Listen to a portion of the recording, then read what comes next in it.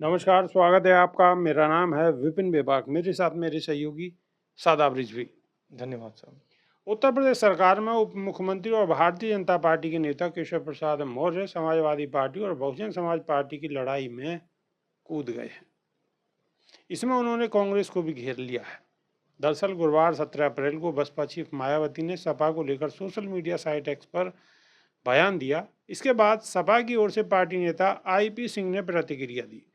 उधर deputy CM ने बसपा और सपा और कांग्रेस तीनों को घेरते हुए सियासी प्रतिक्रिया दी। केशव ने लिखा कि सपा, बसपा और कांग्रेस की तिगड़ी एक ही थाली के चट्टे बट्टे हैं। पहला सांपनाथ, दूसरा नागनाथ और तीसरा कालिया नाग है।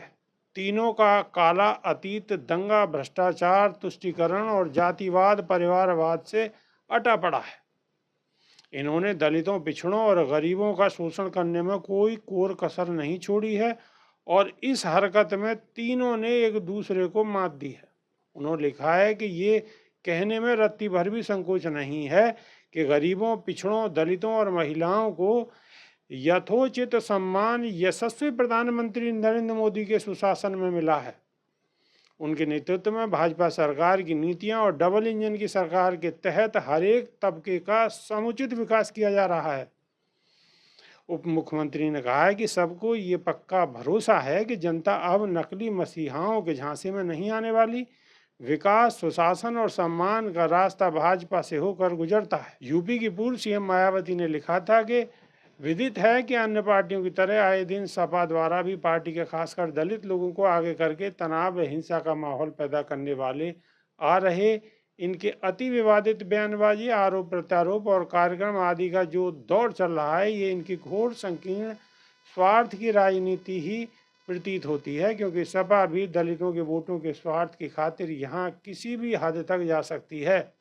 अतः दलितों के साथ साथ अन्य पिछड़ों और मुस्लिम समाज आदि को भी इनके किसी भी उग्र बहकावे में नहीं आकर इन्हें इस पार्टी के भी राजनीतिक हथकंडों का शिकार होने से जरूर बचना चाहिए। शादाब रिजवी, केशव प्रसाद मौर्य जिस हिसाब से बहुजन समाज पार्टी को भी शामिल कर रहे हैं और तीनों पार्टियों पर लगातार निशाना साध रहे हैं और यशस्वी प्रधानमंत्री की बहुत तारीफें कर रहे हैं, ठीक है, वो तो करना उनका जरूरी भी है उनके लिए, क्योंकि अगर उन्हें उप मुख्यमंत्री बने रहना है तो प्रधानमंत्री की तारीफ तो करनी पड़ेगी। लेकिन जिस तरीके से वो बसपा को भी साथ में लपेटने का कार्य कर रहे हैं, क्या कहेंगे?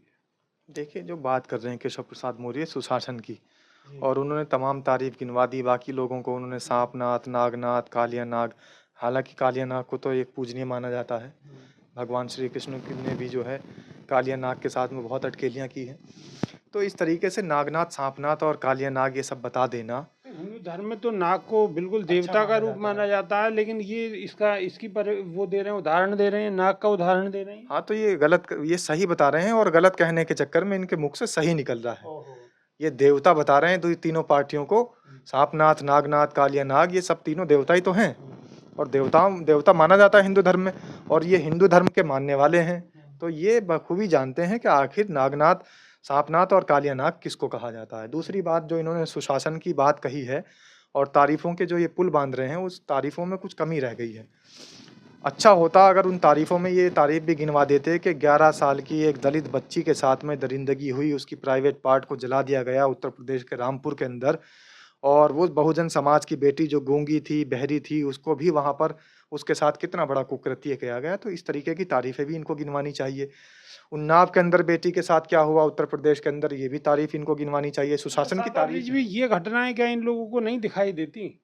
ये इस तरीके की जो घटना है जिनसे बिल्कुल दिल कांप जाता है, आदमी की रूह कांप जाती है, ये सारी घटनाएं इन लोगों को दिखाई नहीं देती। ये इतनी ऊंची कुर्सी पर बैठे हुए हैं कि वहां से आम जनता का दुख दर्द, महिलाओं के साथ होते लगातार अत्याचार, बलात्कार की घटनाएं, ये घटनाएं इन्हें नजर नहीं आती। इन्हें सब कुछ नजर आता है, इनको सब कुछ दिखाई देता है, लेकिन जो इनकी आंखों पर जो चश्मा लगा हुआ है, अंधभक्ति का चश्मा, वो सिर्फ एक ही चीज देखना चाहता है, भारतीय जनता पार्टी की तारीफ।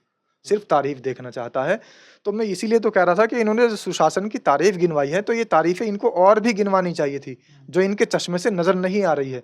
लेकिन जनता के बीच में आप जाएँगे, तो हाथरस की घटना हो, बहराइच की घटना हो, उन्नाव की घटना हो, कल की रामपुर की घटना हो, कैसे 11 साल की बच्ची के साथ में जिस तरीके से बलात्कार हुआ, महाराष्ट्र की घटना हो, दिल्ली की घटना हो, 4 साल की मासूम बच्ची के साथ किस तरीके से रेप की घटना को अंजाम दिया गया। तो इनके सुशासन का की तारीफ़ों में अगर ये भी सब जुड़ जाएँ, तो 4 चाँद लग जाएँगे।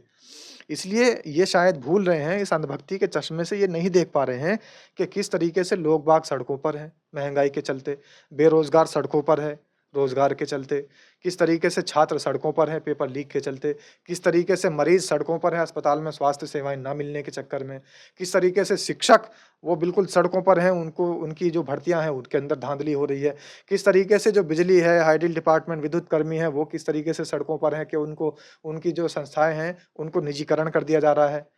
उनका निजीकरण हो चुका है, तो ये जो लोग सड़कों पर उतरे पड़े हैं, भारतीय जनता पार्टी के खिलाफ हाहाकार मचा हुआ है, पूरे प्रदेश के अंदर पानी पी-पी कर लोग कोस रहे हैं। इस तपती धूप के अंदर, जलती धूप के अंदर लोग, महिलाएँ, बच्चे, बुजुर्ग सब सरकार के खिलाफ विरोध में हैं।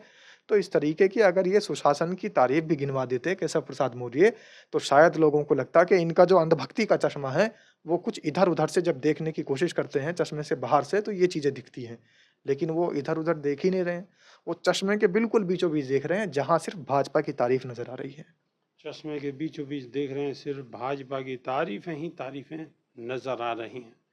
इन्हें प्रदेश के अंदर, देश के अंदर कहाँ-कहाँ कैसी-कैसी घटनाएं हो रही हैं, वो इन्हें नज़र नहीं आ रही। तो आपका इस विषय पर क्या कहना है जो केशव प्रसाद मौर्य कह रहे हैं और तीनों पार्टियों को नागनाथ, सांपनाथ और कालिया नाग कह रहे हैं? तो अगर नाग कह रहे हैं, तो नाग तो हिंदू धर्म में देवता का स्वरूप होता है, पूजनीय होता है। तो जनता तो उनको वोट तो देगी फिर। जनता तो फिर वोट देगी। तो सवाल तो बिल्कुल जायज़ है। आपकी इस विषय पर क्या राय है, कमेंट के माध्यम से अवश्य बताएं। अभी के लिए सिर्फ इतना ही। नई वीडियो में फिर रूबरू होंगे। बहुत बहुत शुक्रिया। नमस्कार।